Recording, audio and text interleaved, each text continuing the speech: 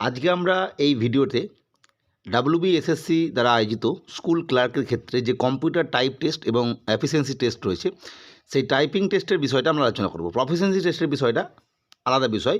আর মূলত টাইপিং টেস্টের যে বিষয়, সেখানে ছাত্রদের মনে যে সমস্ত প্রশ্নগুলো আছে, অর্থাৎ কত মিনিটে কত ওয়ার্ড টাইপ করতে হবে, কোন ভাষায় টাইপ করতে হবে, এবং সেক্ষেত্রে ফিঙ্গার প্লেসমেন্টের ব্যাপার দেখা হয় কি না, এবং ওয়ার্ড শেষ যদি হয়ে যায় যে প্যাসেজ দিচ্ছে সেক্ষেত্রে কী করতে হবে, টাইপ শেষ না যদি হয়ে থাকে, অর্থাৎ যতটা মিনিমাম বলা হয়েছে সেটাই হয়নি, সেক্ষেত্রে কী করতে হবে, ব্যাক পেজ ব্যবহার করা যাবে কি না, যেহেতু প্রত্যেকেই টাইপ করবে সেক্ষেত্রে কেউ ভুল লিখবে, কেউ কমা, সেমিকলন বা ক্যাপিটাল স্মল লেটার ইউজ, এই সমস্ত বিষয়ে ভুল করবে বা ওয়ার্ড মিস্টেক করবে, নতুন ওয়ার্ড হয়তো যোগ করে ফেলবে ভুলবশত।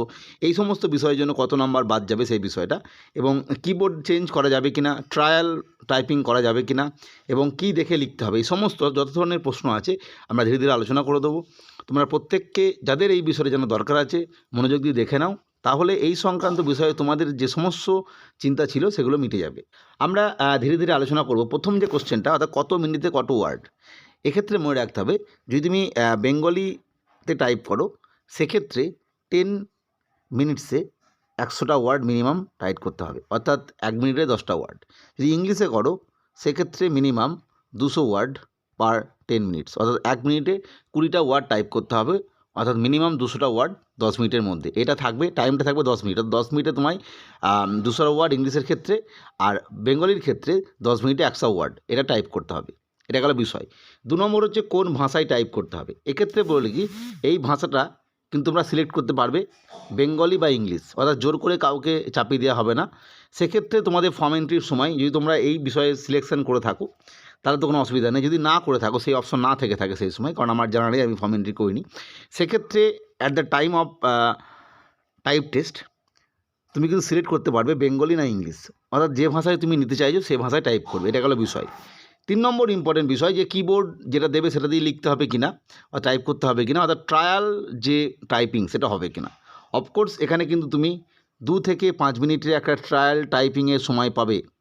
সেক্ষেত্রে কিবোর্ডের কোনো সমস্যা থাকলে, যদি সংশ্লিষ্ট যারা রয়েছেন তারা যদি বোঝেন যে সত্যিই পরিবর্তন করা দরকার, পরিবর্তন করতে পারেন, বা তুমি কিন্তু ট্রায়াল টাইম একটা পাবে 2 থেকে 5 মিনিট। এবার এটা কত মিনিট দেবে, কতক্ষণ দেবে, সেটা নিশ্চয়ই নোটিফিকেশানে উল্লেখ করে দেবে।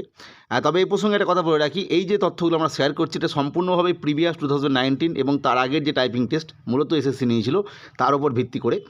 ফলে এই মুহূর্তে এসএসসি কোনো এই নির্দেশিকা প্রকাশ করেনি, হয়তো খুব শীঘ্রই এই টাইপ টেস্টের আগে এই নির্দেশিকা দিয়ে দেবে। তবুও তোমরা জেনে রাখো, যেগুলো আমরা বলছি সেগুলোই প্রায় একই রকম হবে, অর্থাৎ কিবোর্ড চেঞ্জ যদি মনে হয় যে কিবোর্ডের সমস্যা যে চেঞ্জ হবে, এবং ট্রায়াল টাইপিংও হবে, অর্থাৎ 2 থেকে 5 মিনিট সময় দেবে, যে সময় তুমি টাইপ করে দেখে নিতে পারবে এই বিষয়টা। 4 নম্বর হচ্ছে ব্যাক পেজ কিয়ের ইউজ তোমায় করতে দেবে। যদিও পশ্চিমবঙ্গের অন্য অ্যাপয়েন্টিং অথরিটি তারা কিন্তু ব্যাকপেজ ইউজ করতে দেয় না, কিন্তু এসএসসি পূর্বে ব্যাকপেজ ইউজ করতে দিয়েছিল। ফলে ব্যাকপেজ ইউজ করতে যদি দেবে, শুধু ব্যাকপেজ ইউজ করে টাইপ এবং না ইউজ করে টাইপ দুটোই তোমরা কিন্তু প্র্যাকটিস করবে, কারণ পরীক্ষার সময় তখন কি বলবে সেটা কিন্তু বোঝা মুশকিল। ফলে তোমরা অবশ্যই ব্যাকপেজ ইউজ করে এবং ব্যাকপেজ ইউজ না করে টাইপ করার চেষ্টা করো, দুটোভাবেই প্র্যাকটিস করো। নেক্সট 5 নম্বর ফিঙ্গার প্লেসমেন্ট।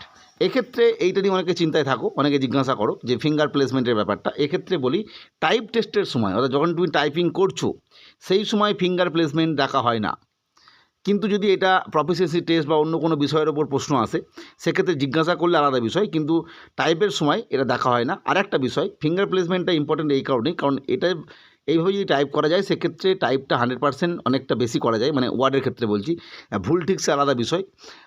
সেক্ষেত্রে তোমরা চাইলে এটা এইভাবে করতে পারো, কিন্তু যাদের অন্যভাবে হয়তো টাইপ করে অভ্যস্ত হয়ে আছো তাদের এই ক্ষেত্রে এই বিষয়টা মাথায় রাখা জরুরি নয় যে ফিঙ্গার প্লেসমেন্ট দেখবে, নাহলে কিন্তু তার জন্য নাম্বার কাটা যাবে, এরকমটা নয়। নেক্সট, কী দেখে লিখতে হবে। সফট কপি বা হার্ড কপি যে কোনো একটা দিতে পারে, তবে সফট কপি দেবার সম্ভাবনা সবথেকে বেশি, এবং সেটা উল্লেখও করে দেবে যে কী দেখে লিখতে হবে, অর্থাৎ হয়তো মনিটর স্ক্রিনে থাকলো লেখা, সেখান থেকে দেখে লিখতে হবে, বা কোনো কাগজে লিখে দিল সেটাও দিতে পারে। 7 নম্বর, 8 নম্বর এবং 9 নম্বর, এইটা নিয়ে আমরা আলাদা ভিডিও তৈরি করেছি, যে নাম্বার যে 15 নাম্বার আছে, তাহলে 15 নাম্বার কারা পাবে, সবাই কি 15 নাম্বার পাবে? তাহলে এখানে তো একটা নাম্বার কমা বাড়ার ব্যাপার আছে। যে ধরুন এবার এই যে 7 নম্বরটা লিখেছি, লেখা শেষ না হলে দেখা গেল 200টা ওয়ার্ড মিনিমাম ইংলিশের ক্ষেত্রে সেটা টাইপ করা গেল না 10 মিনিটসে, 180 হয়েছে, 170 হয়েছে, 75 হয়েছে, 190 হয়েছে। সেক্ষেত্রে কী হবে? সেক্ষেত্রে যেটুকুনি আছে লেখা হয়েছে সেটুকুনি লেখা থাকবে, এই নিয়ে কোনো চিন্তা নেই, তার জন্য কিন্তু নাম্বার পাওয়া যাবে। 8 নম্বর বিষয়, প্যাসেজ শেষ হয়ে গেলে, অর্থাৎ দেখা গেল একটা প্যাসেজ দিয়েছে, সেখানে হয়তো আমি ধরে নিচ্ছি 330টা ওয়ার্ড আছে কি 250টা ওয়ার্ড আছে। অনেকে আছে যারা 10 মিনিটসে অ্যাবভ 300 অর্থাৎ 300রও বেশি টাইপ করবে, তারও বেশি টাইপ করতে পারবে। সে নির্ভুল বা ভুল সেটা পরের বিষয়। সেক্ষেত্রে তারা যদি মনে করেন, তারা কিন্তু ওই একই প্যাসেজটা পুনরায় লিখতে পারেন।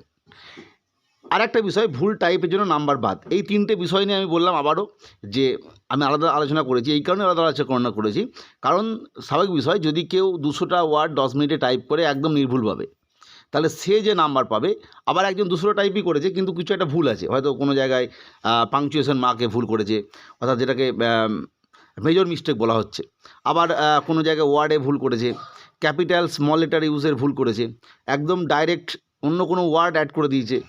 এই সমস্ত বিষয়ের জন্য কিন্তু তার মাথায় রাখতে হবে, একটা ক্যালকুলেশন হয়, সেই ক্যালকুলেশনটা আমরা আলাদা আলোচনা করেছি, তোমরা যারা দেখে নিতে পারো যে মানে কোন কোন ক্ষেত্রে নাম্বার কাটা যাবে বা নাম্বার বেশি পেতে গেলে কি করতে হবে আর কি, এই 3টে বিষয়ের উপর নির্ভর করে। আবারও বলছি, প্যাসেজ শেষ হয়ে গেলে যদি কারোর মনে হয় যে দ্রুত টাইপ করা হয়ে গেছে এবং সমস্ত ঠিক আছে, তাহলে বেশি ওয়ার্ড টাইপ না করার দরকার নেই।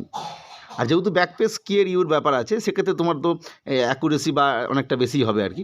এবার এই যে অ্যাকুরেসি বা ভুল টাইপ, এই সমস্ত বিষয়ের জন্য যে মিস্টেক, তার জন্য যে নাম্বার ক্যালকুলেশনটা, সেটা আবারও বলছি, WBSSC group C and D বলে যে প্লেলিস্ট আছে, সেখানে আমরা আলাদা ভিডিও তৈরি করেছি, সেটা একটু বেশি সময়ের ব্যাপার, সেটা তোমরা দেখে নিতে পারো।